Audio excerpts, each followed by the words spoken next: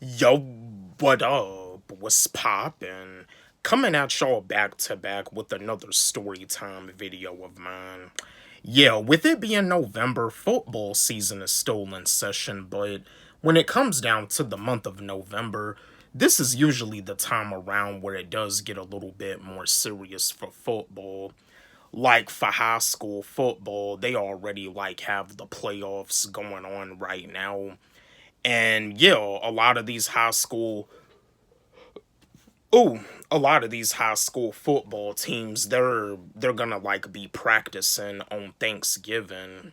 But yeah, and just like in college football, the teams are preparing for bowl season, and you got some teams that are eligible for the college football playoff, and then in the pros, you have the postseason. Well, the regular season is still going on, but the postseason is right around the corner. But anyway, I was just wanting to share another story time video of mine.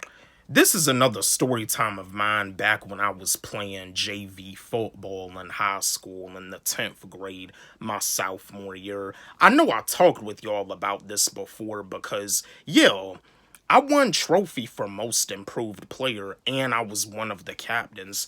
And uh, we won the conference championship and I was the starting offensive guard and offensive tackle. But anyway, this is another part of the story now that I think about it, now that I reminisce about it. When I had success as a JV football player my sophomore year of high school, it scared me. It scared me. Like, in other words, I wasn't used to it. I used to think I could never really be that good to be to be considered like a superstar. I used to think that I could never be that good of a football player to have a starting position and to be able to keep it.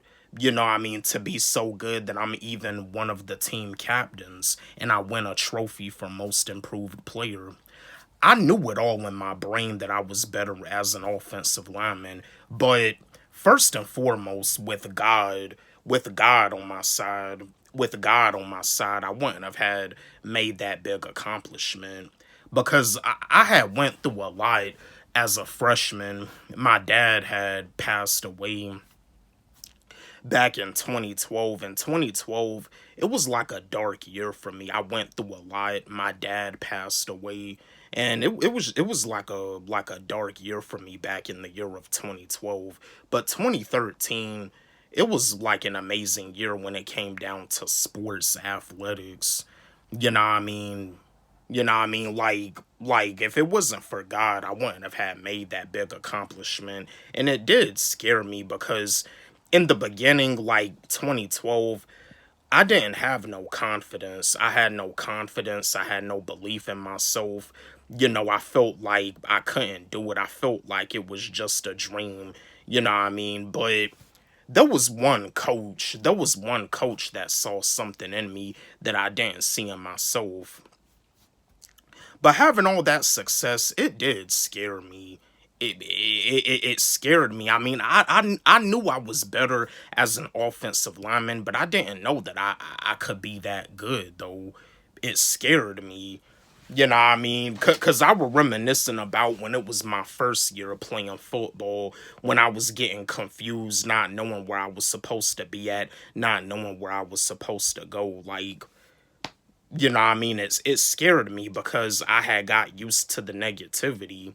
And I was also one of the strongest in my weight training class too. When I was a sophomore second semester, I was bench pressing like 280. And then my junior year I hit 300. So yeah. And you know, with this being another story time video, I just wanted to let you know yeah, this is some motivation to all the athletes out there. You can make it to the top. You can get a starting position. You have to start from the bottom and you gotta work your way up. But first and foremost, you gotta keep God first. Gotta have God on your side.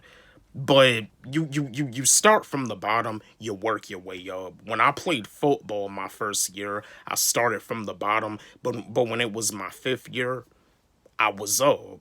You know what I mean? I was up. Becoming a great football player, becoming a great basketball player, baseball player, soccer player, whatever sport it is, it doesn't happen overnight. Even when it comes down to becoming successful, because like I told y'all, the Island Boys, they're like the perfect definition of overnight success not lasting long. Yeah, becoming successful definitely does not happen overnight. Even when it comes down to martial arts, training in martial arts, becoming a black belt in taekwondo or in karate, that definitely doesn't happen overnight. I started training in karate at the age of 13 and I got my black belt when I was 20. So it doesn't happen overnight. Overnight success does not last long.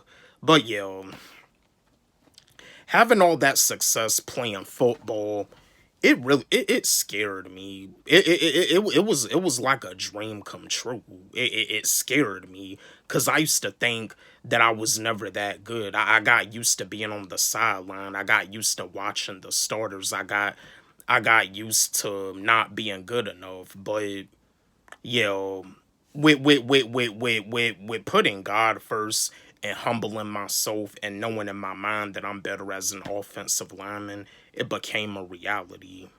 I just wanted to share this video with y'all, chat with y'all. Just wanted to do another story time video with y'all.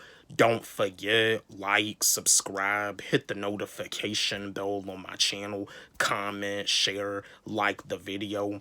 And again, my new song, my new track, What If Tupac Was Alive Part 2. It's on my YouTube channel and it's also on my SoundCloud. Y'all can follow me on SoundCloud at Wally G. Let's run it up. Let's blow it up. Love y'all.